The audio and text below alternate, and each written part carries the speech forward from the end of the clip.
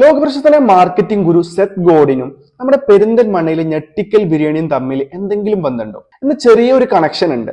ഇവർ രണ്ടുപേരും ഉപയോഗിച്ചത് ഒരേ സൈക്കോളജിയാണ്. 2003 സെത്ത് ഗോഡിൻ എഴുതിയ പർപ്പിൾ കൗ എന്ന അദ്ദേഹത്തിന്റെ പുസ്തകത്തിലാണ് ഈ ഒരു സൈക്കോളജി അല്ലെങ്കിൽ ഐഡിയയെ പറ്റി പറയുന്നത്. പുള്ളി പറയുന്ന ഒരു കാര്യമുണ്ട്, in A crowded market place fitting is failing. അതായത് നിങ്ങൾ എവിടേക്കെങ്കിലും ഒരു യാത്ര പോവാണ്, അല്ലെങ്കിൽ നിങ്ങൾ നടന്നിങ്ങനെ പോയിക്കൊണ്ടിരിക്കണം. അപ്പൊ ഒരു പറമ്പില് അല്ലെങ്കിൽ ഒരു സ്ഥലത്ത് കുറെ പശുക്കളെ കാണുന്നു. എല്ലാതും ബ്രൗൺ കളേഴ്സ് അല്ലെങ്കിൽ ബ്ലാക്ക് കളർ ആയിട്ടുള്ള ഒരുപാട് പശുക്കള്. ഇതിന്റെ ഇടയിൽ നിങ്ങൾ ഒരു പർപ്പിൾ നിറമുള്ള ഒരു പശുവിനെ കണ്ടാലോ, നിങ്ങൾ വണ്ടി നിർത്തി ഒന്ന് നോക്കും. കാരണം അത് റിമാർക്കബിൾ ആണ്. അപ്പോൾ ഈ റിമാർക്കബിൾ എന്നുള്ളതുകൊണ്ട് എന്താ ഉദ്ദേശിക്കുന്നത്? Worth remarking about. അതായത് മറ്റുള്ള ആളുകളോട് അതിനെപ്പറ്റി പറയാൻ പറ്റുന്ന എന്തെങ്കിലും ഒരു ഡിഫറെന്റ് ആയിട്ടുള്ള അതിലുണ്ടാവണം. ഇനി ഇവിടെ നമുക്ക് പെരിന്തൽമണ്ണയിൽ ഞെട്ടിക്കൽ ബിരിയാണിയുടെ കേസിലോട്ട് വരാം. എല്ലാവരും ബിരിയാണി വിൽക്കുന്നുണ്ട്, ഒരുപാട് ഹോട്ടലുകൾ ബിരിയാണി വിൽക്കുന്നുണ്ട്, കടകളിൽ ബിരിയാണി വിൽക്കുന്നുണ്ട്. ഗോഡിൻ പറയുന്നത് എന്ന് വെച്ചാൽ ഗുഡ് ആയാൽ മാത്രം പോരാ.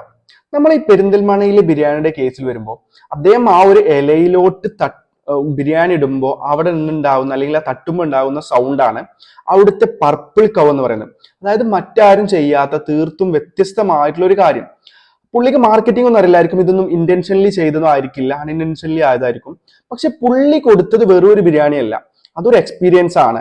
അപ്പൊ അതിനെക്കുറിച്ച് ആളുകൾ സംസാരിക്കാൻ തുടങ്ങി. അപ്പൊ അത് കുറച്ച് ഡിഫറെന്റ് ആയിട്ട് ഔട്ട്സ്റ്റാൻഡിങ് ആയിട്ട് നിന്നത് കൊണ്ടാണ് ആളുകൾ ഇതിനെ കുറിച്ച് സംസാരിക്കാൻ തുടങ്ങിയത്. ഇതേ സ്ട്രാറ്റജിയാണ് ആപ്പിളും സ്റ്റാർബക്സും മറ്റ് വലിയ വലിയ ബ്രാൻഡുകളൊക്കെ ഉപയോഗിക്കുന്നത്. അവർ വെറും കോഫിയോ ഫോണോ മാത്രമല്ല വിൽക്കുന്നത്, അവരൊരു എക്സ്പീരിയൻസ് ആണ് വിൽക്കുന്നത്. ഗോഡിൻ പറയുന്നത് പോലെ ഇതൊരു പരസ്യതന്ത്രം മാത്രമല്ല, it's not just an ad campaign. നിങ്ങളുടെ പ്രൊഡക്റ്റിൽ തന്നെ മാറ്റം ഉണ്ടായിരിക്കണം. ഒരു ചെറിയ കാര്യം, ഇതുപോലത്തെ മാർക്കറ്റിംഗ് അറിവുകൾ നിങ്ങൾക്ക് ലളിതമായിട്ട് മനസ്സിലാക്കാൻ നിങ്ങൾക്ക് ഇഷ്ടമാണെങ്കിൽ ഈ പേജ് ഒന്ന് ഫോളോ ചെയ്ത് കൂടെ കുടിക്കും. ഇനി നമ്മുടെ ചായ് കപ്പിളിന്റെ കേസിലോട്ട് വരാം. ഇവിടെ ചായയും ബണ്ണും ഒരുപാട് കടകളിൽ വിൽക്കുന്നുണ്ട്. പക്ഷെ ഇവർ ഫോക്കസ് ചെയ്ത ഒരു പ്രത്യേകതരം ഓഡിയൻസിനെയാണ്. അവരവരുടെ ജോലിയൊക്കെ കളഞ്ഞിട്ട് പാഷന് വേണ്ടിയിട്ട് തുടങ്ങി എന്നുള്ള ഒരു സ്റ്റോറി വെച്ച് ചെയ്തപ്പോൾ അതായിരുന്നു അവരുടെ പർപ്പിൾ കൗ. ആ കഥയും അവരുടെ സിംപ്ലിസിറ്റിയാണ് ആളുകളെ കൂടുതൽ അവരിലോട്ട് ആകർഷിച്ചത്. ഇവിടെ നമ്മൾ മനസ്സിലാക്കേണ്ട ഏറ്റവും വലിയ പാഠം ഇതാണ്, ബോറിംഗ് ഈസ് റിസ്കി. മറ്റുള്ളവർ ചെയ്യുന്ന അതേ കാര്യം അതേപോലെ ചെയ്ത് സേഫ് ആയിരിക്കാം എന്ന് കരുതുന്നതാണ് ബിസിനസ്സിലെ ഏറ്റവും വലിയ റിസ്ക്. നിങ്ങളൊരു ക്രിയേറ്റർ ആയാലും ബിസിനസ്മാൻ ആയാലും മറ്റുള്ളവര് നിങ്ങളെ പറ്റി എന്ത് സംസാരിക്കണം, ആ റിമാർക്കബിൾ ആയ കാര്യം എന്താണ് അത് കണ്ടെത്തുക. മറ്റൊരു സ്റ്റോറിയുമായിട്ട് വീണ്ടും കാണാം. താങ്ക്